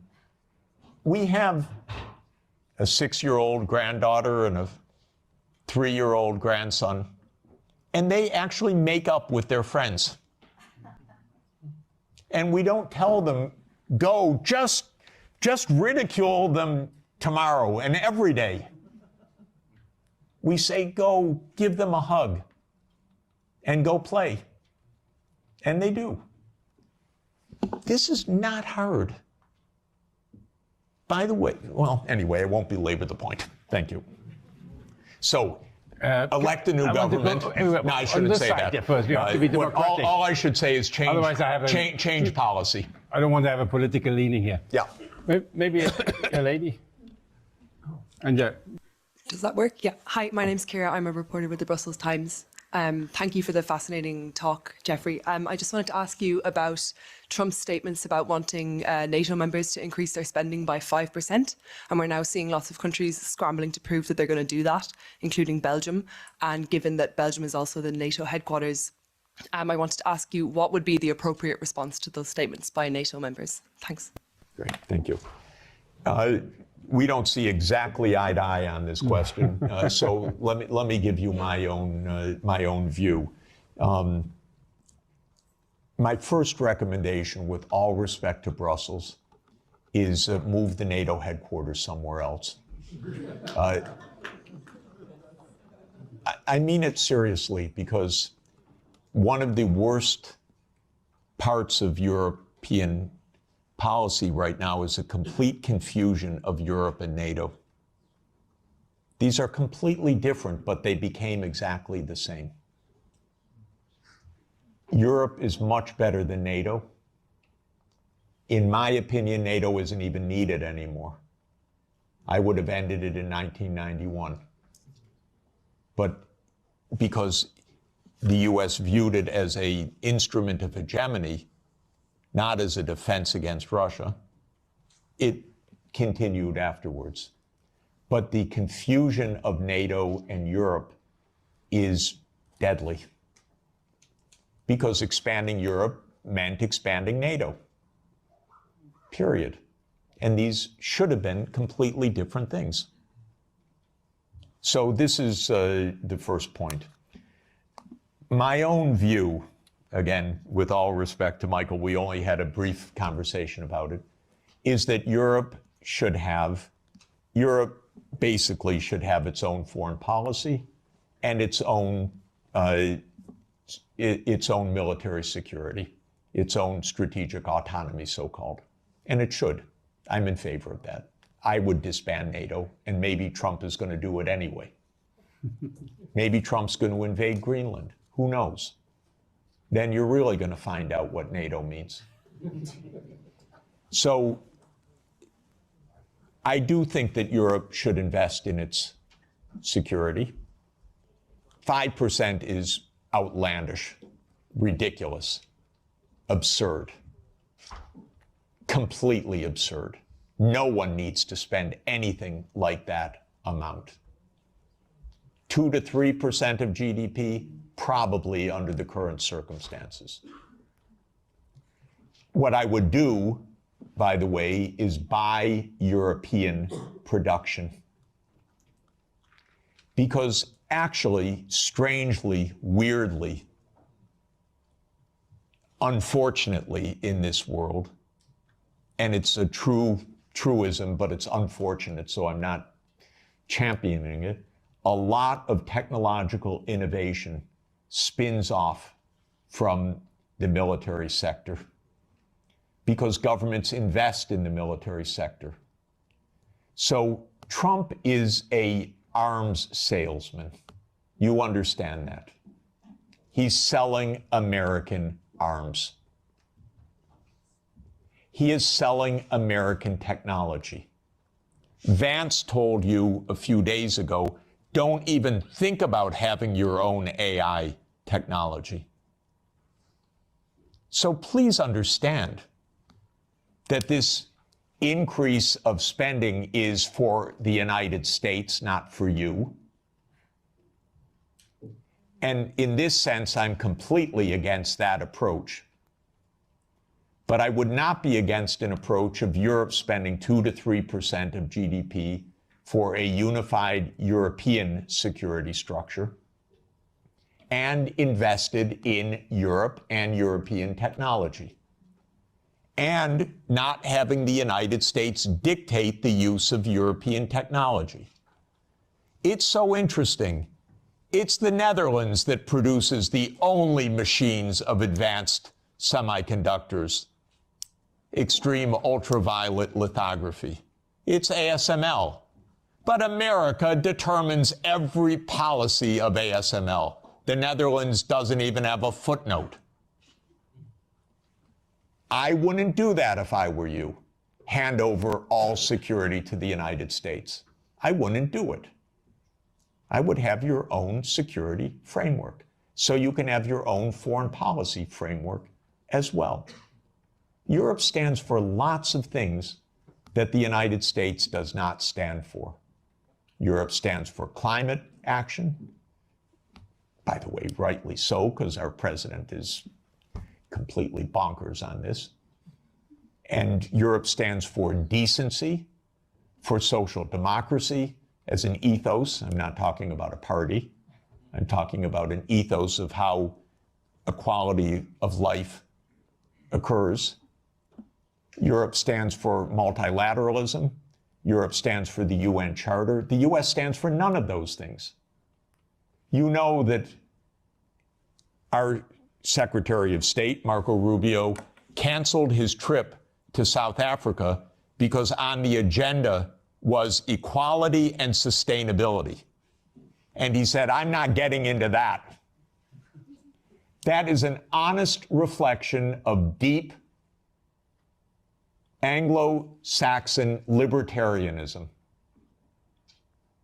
Egalitarianism is not a word of the American lexicon. Sustainable development, not at all. You probably know, by the way, that of the 193 UN member states, 191 have had SDG plans presented as voluntary national reviews. 191. 2 have not. Haiti and the United States of America. The Biden administration wasn't even allowed to say sustainable development goals. The Treasury had a policy not to say sustainable development goals. Okay, I mention all of this because you need your own foreign policy. I issue a report, 2 reports each year, one the World Happiness Report, and 18 of the top 20 countries, if I remember correctly, are European. This is the highest quality of life in the whole world. So you need your own policy to protect that quality of life. The United States ranks way down. And the other report, where's my colleague Guillaume? He's somewhere in the room. Here, there he is. Guillaume Lafortune is the lead author of our annual Sustainable Development Report. And almost all of the top 20 countries are European countries because you believe in this stuff. And that's why you're the happiest, except in geopolitics. But quality of life. So you need your own foreign policy, but you won't have it unless you have your own security. You just won't. And so, and by the way, 27 countries cannot each have their own foreign policy. This is a problem. You need a European foreign policy and a European security structure. And by the way, although Michael assures me it's dead, I was the greatest fan of OSCE and believe that OSCE is the proper framework for European security. It could really work. Okay, and afterwards, first. Thank you. No. Thank you very much. You are at the lunch, no? You can. Yeah, okay. Thank you, Professor. I'm from Slovakia, and my Prime Minister, Robert Fico, was almost shot dead because the opinions you had the similar with him.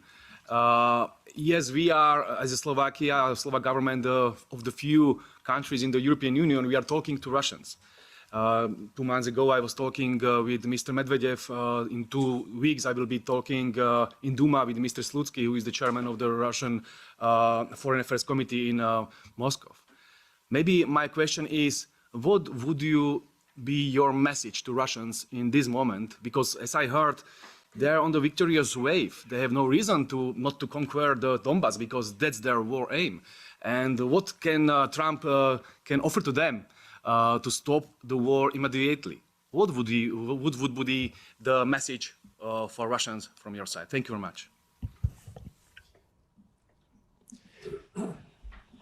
Lots of important things are now on offer and on the table, and I believe that the war will end quickly because of this, and this will be at least one blessing in a very difficult time.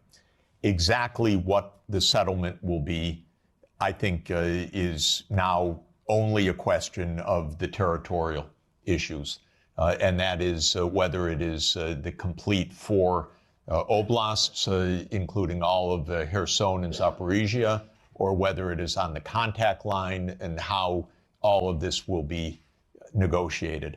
I'm not in the room of the negotiation, so I can't really say more, but the basis will be there will be territorial concessions, there will be neutrality, there will be security guarantees for Ukraine, for all parties.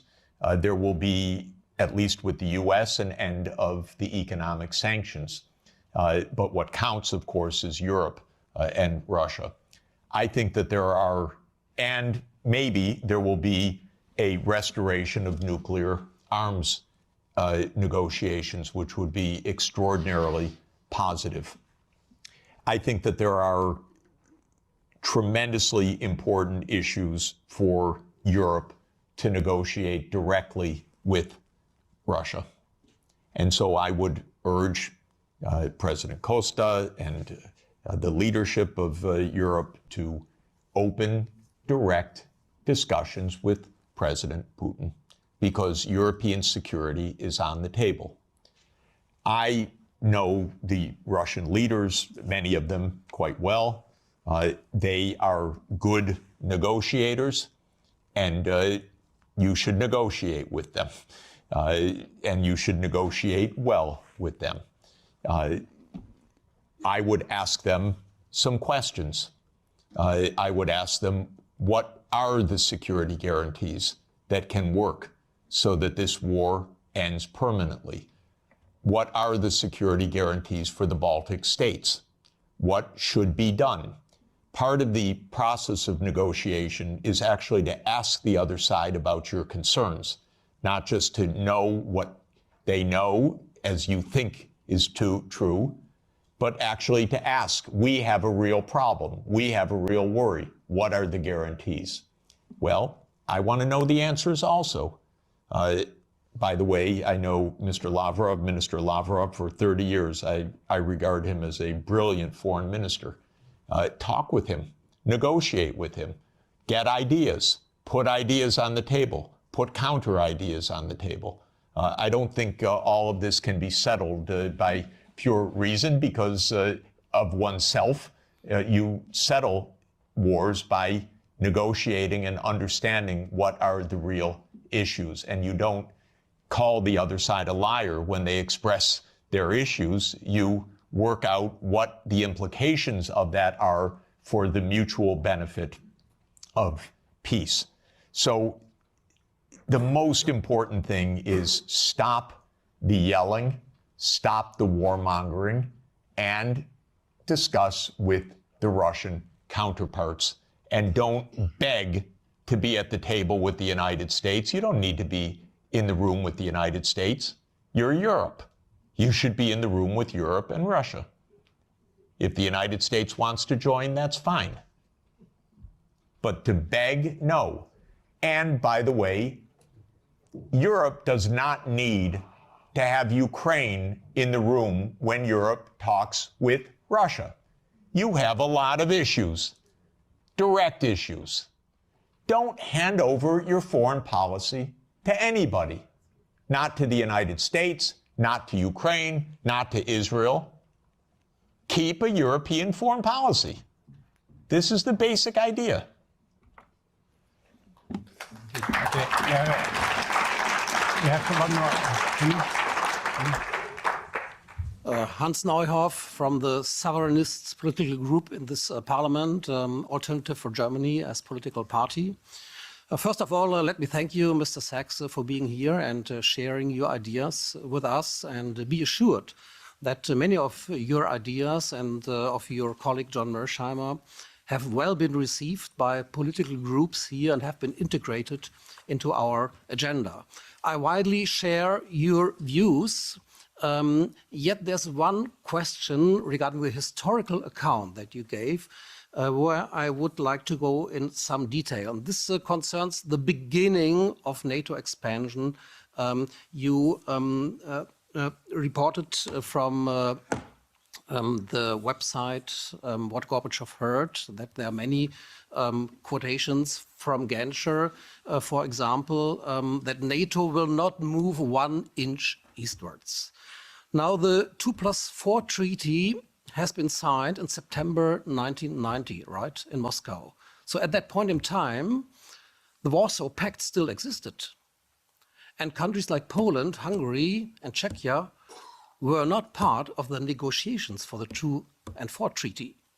So the Warsaw Pact actually dissolved in July 1991, and the Soviet Union dissolved in December 1991.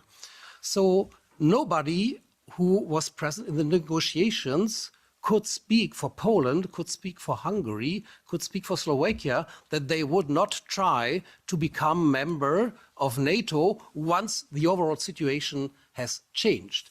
So the counter argument, which we have to counter, is that it was on the will of these countries, of Poland, of Hungary, of Slovakia, that they wanted to join NATO because of the very history they had with the Soviet Union. And of course, Russia was still perceived in a way as a follower of the Soviet Union. So how do you counter that argument?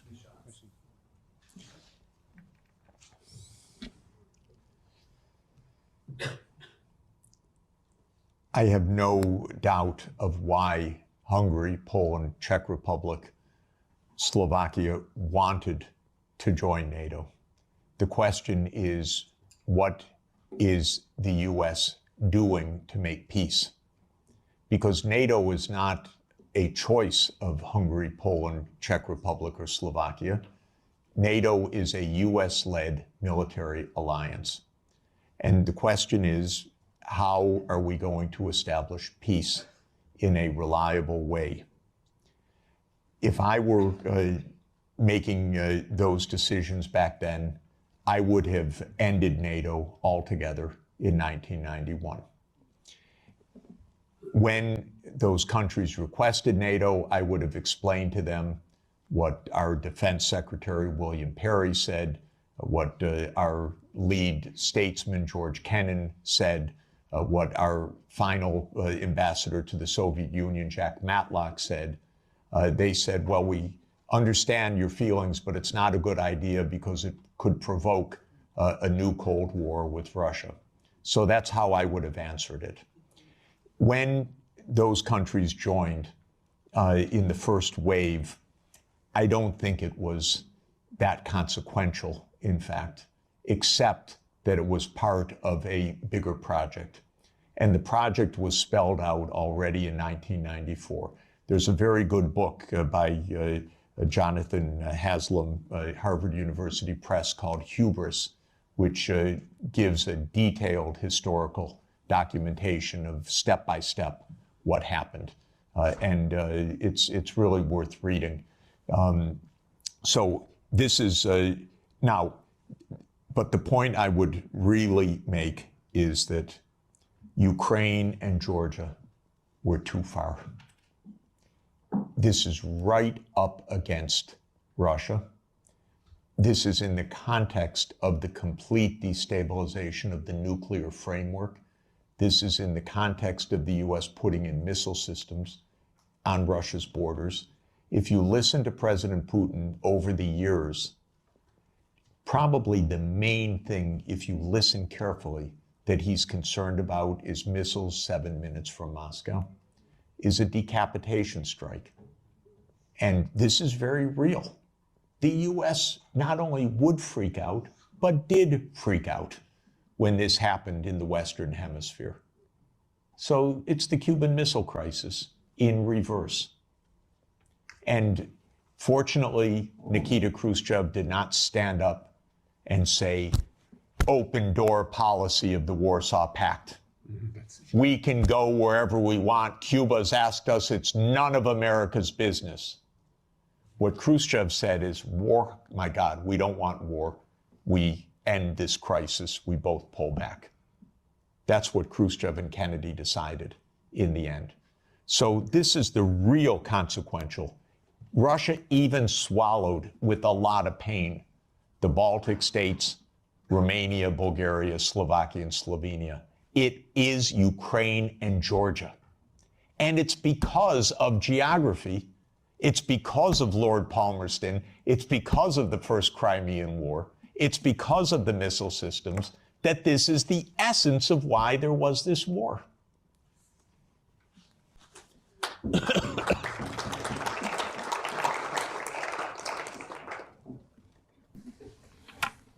Yeah.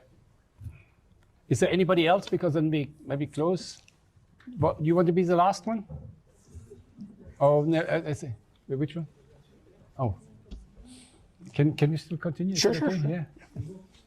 No, you come for the lunch. I don't take you. Thank you very much, Professor Sachs, for coming. Here. You've mentioned that the European Union needs to formulate its own foreign policy. In the past, the German-Franco alliance was a big driver for those policies. Now with the Ukraine war, arguably that received a crack. Do you think that in the future, when the European Union is going to formulate its new foreign policy, that they're going to be again on the front seat, or should it be other countries or other blocs trying to make that change? Thank you very much. Oh, it's hard. It's hard because, of course, you don't yet have a constitution for Europe which really underpins a European foreign policy. And it can't be by unanimity. There has to be a structure in which Europe can speak as Europe, even with some dissent, but with the European policy. I don't want to oversimplify how to get there exactly, but even with the structures you have, you could do a lot better with negotiating directly. The first rule is your diplomats should be diplomats, not secretaries of war.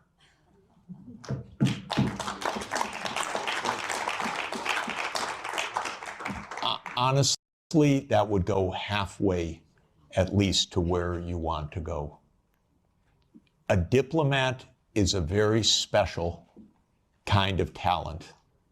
A diplomat is trained to sit together with the other side and to listen, to shake hands, to smile, and to be pleasant. It's very hard. It's a skill. It's training. It's a profession. It's not a game. You need that kind of diplomacy. I'm sorry, we are not hearing anything like that. I'll just make a couple complaints.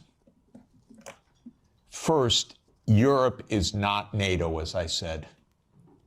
I thought Stoltenberg was the worst, but I was wrong. It just keeps getting worse. Could someone in NATO stop talking, for God's sake, about more war?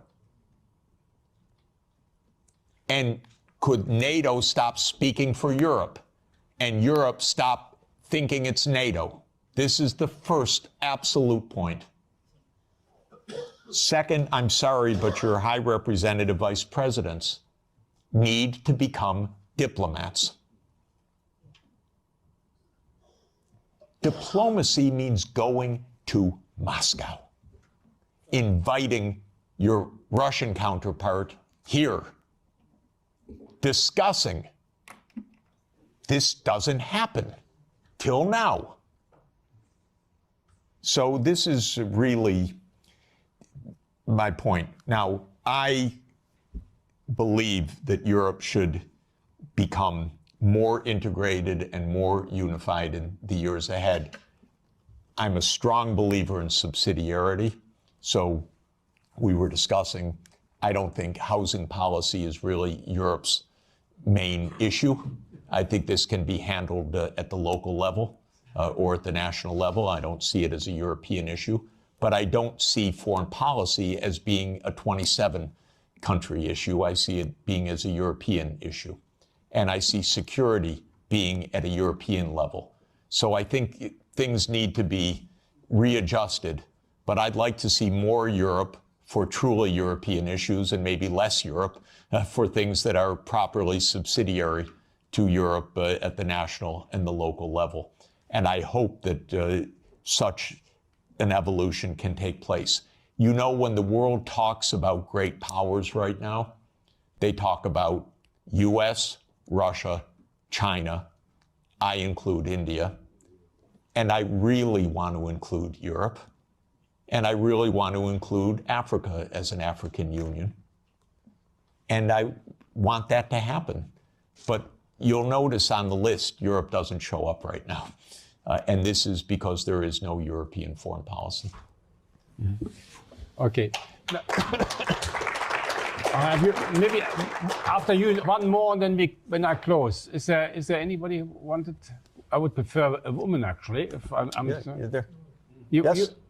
You wanted? No, first no. This gentleman, and then you close, huh?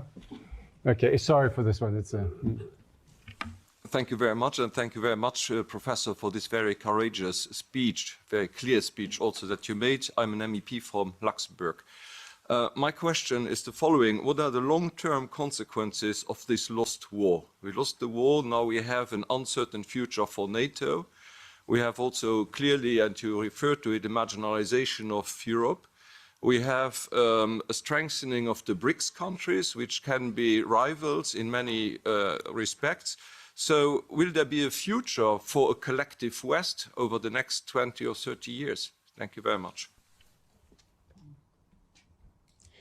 I don't believe there is a collective West. I believe that there is a United States and Europe that are in some areas in parallel interests and in many areas not in parallel interest.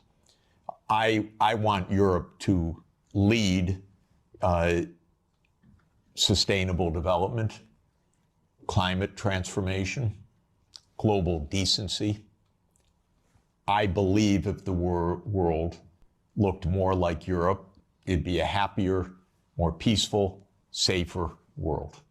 And longevity and better food, by the way. But just saying, in any event, Europe has a vocation that is rather different from the American tradition and, frankly, from the Anglo-Saxon tradition, because it's been 200 years of Anglo-Saxon hegemony or aspirational hegemony. The British still believe they run the world. It's amazing what nostalgia means. They don't even stop. It's almost like a Monty Python skit, actually. But in any event, where was I? I'm thinking of Monty Python when the knight gets all his limbs cut off and says, "Everything's fine, I'm victorious." That's Britain, unfortunately. And so it's really terrible. So no, I don't believe in the collective West. I don't believe in the global South. I don't believe in, all these geographies don't even make sense because I'm actually, I look at maps a lot and the global South is mostly in the north and the West is not even west. And so I don't even understand what this is about. I do believe that we could be in a true age of abundance if we got our heads on straight. We're in the biggest technological advance in human history. It's truly amazing what can be done right now. I marvel at the fact that somebody who knows no chemistry won the Nobel Peace Prize for chemistry because he's very good at deep neural networks, a genius, Demis Hassabis. They figured out protein folding that generations of biochemists spent their whole lives on. And now DeepMind figured out how to do it, by the thousands of proteins. We have friends that spent their entire life on one protein, brilliant friends. And now what we can do. So if actually, and same with renewable energy, as everybody knows, the price has come down by more than 2 orders of magnitude, the costs. We could transform the planet, we could protect the climate system, we could protect biodiversity, we could ensure every child gets a good education, we could do so many wonderful things right now. And so what do we need to do that? In my view, we need peace, most importantly. And my basic point is there are no deep reasons for conflict anywhere. As every conflict I study is just a mistake. It's not, we are not struggling for Lebensraum.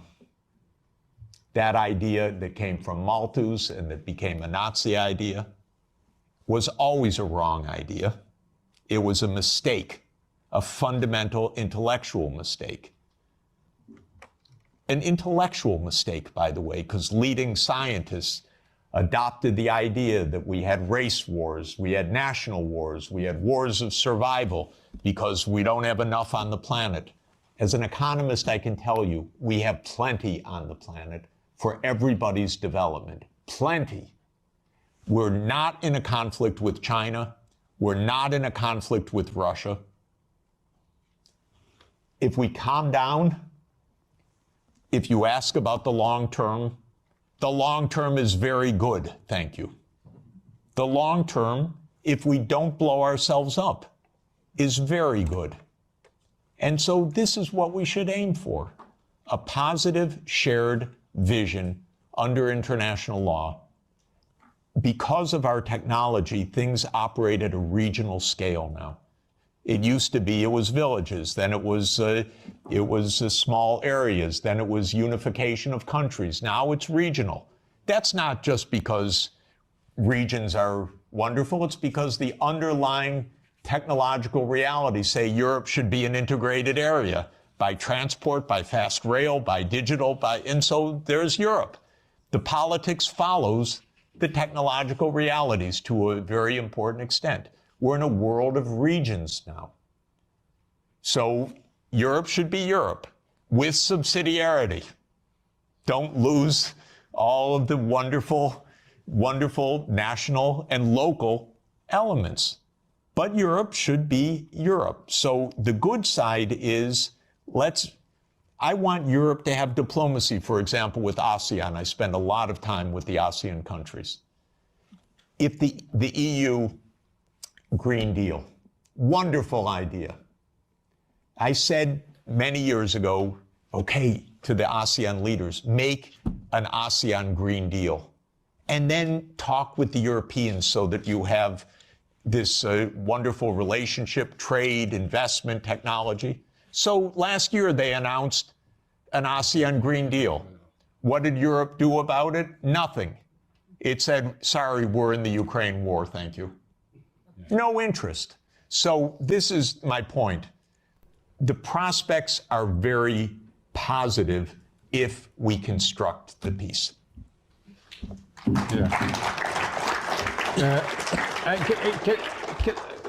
Because we have to go, I get all the time messages that I should here leave the room. Can you just do something very short? Yeah. Do you think that a way out of the conflict is some kind of style of Finlandization? And then, like, is that what you would have? Is that what you would have liked to see, like Sweden and Finland's foreign policy as an example? Like, is that instead of them becoming members of NATO, is that the way that you would have liked to see these countries handle their foreign policy?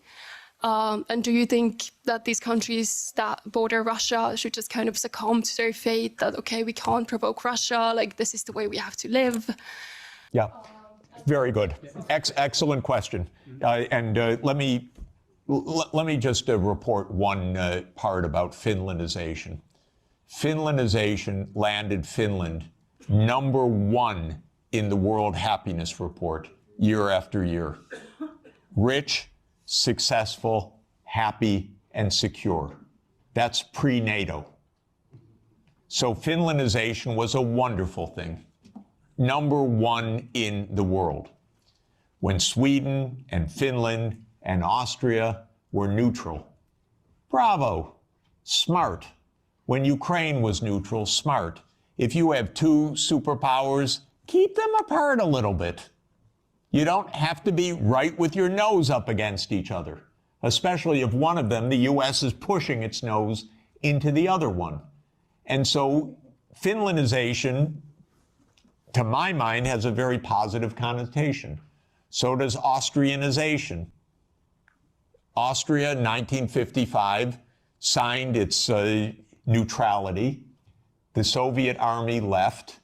And Austria is a wonderful place, by the way. Absolutely wonderful. And so this is basic how to avoid conflict. If the United States had any sense at all, it would have left these countries as a neutral space in between the U.S. military and Russia. But that's where the U.S. lost it. Thank you very much. Let me. I just want to end with an appeal. I think we both agree that we will have the war will end within a month or two. And that means the fighting will end. It doesn't mean that we will have peace in Europe. The peace in Europe, that has to be done by us, by Europeans, not by a president from the United States. We have to create this peace, and that is Europe, which includes, of course, Belarus, Russia, and all these other countries. So we have to do something. And we are here at Parliament. As a parliamentarians, we represent people. We are the only democratically legitimate institution in the European Union. Maybe we should have become all a little bit more proactive in trying to move this peace process forwards across party lines. I don't know how many parties here really are, but that we can talk to each other without saying, you're from this party, you're from this party. I think we really have to concentrate. If here we could not take more initiative from the Parliament vis-à-vis the Commission and saying, we are presenting the people, not you. We are presenting the people. And these people in Europe want peace, and that's what we should go. So maybe this is the beginning of one. We will make every month, I will organize with my colleagues the same thing here about different topics, which were all around it. And we hope that this one we get a discussion that is different what we have in the plenum, where we basically don't have a discussion, but that we have a discussion also across the party, and invite also people from other political parties. We don't bite anybody. Let's discuss it. In the end, we all want the same peace for the next generation. And I have plenty of children and grandchildren, you too, and that's what we need. Okay, thank you very much, Professor Sachs.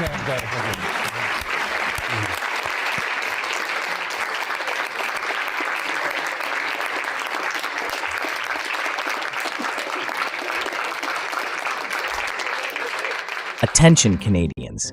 Do you feel disconnected from our current political system? This could be our last chance to take a real legal stand for our rights. It's time to shift the political power to its rightful owners, the Canadian citizens and Indigenous peoples of Canada. Dive into our history, understand the need for change, and embark on the quest for true democracy. Are you concerned about our nation's commitment to human rights and self-governance? The power shift to freedom aligns with vital treaties and international laws enabling us to claim our rightful place as collective head of state. We advocate legally replacing the crown, King Charles III, and our partocracy system with a true democracy, the peoples as the true collective head of state with veto power over our governance, to ensure your voice counts more than party interests. When our national collective civil and political rights are respected, your influence on policies will be direct and impactful. Join us on this noble struggle to make every Canadian and Indigenous peoples a meaningful participant in our future as collective head of state, which was legally owed and kept from us since the patriation of our Constitution, an official decolonization from the United Kingdom of 1982. It's time to correct the past of our government's lies and omissions to the people of our great country before it is too late. People 15 years old and over can sign our Canadian People's Referendum at canadianreferendum.ca and unite for our rights as the collective head of state in our Constitution. Together, we can be the example in reshaping Canada's future, not just for us, but for all peoples worldwide, once and for all. Are you ready to be part of this transformative movement? Join the Power Shift to Freedom movement by the Canadian People's Union and be part of a bold vision for Canada's future. Visit thecpu.ca for more details. Embrace and face the change required on your part to shape our future.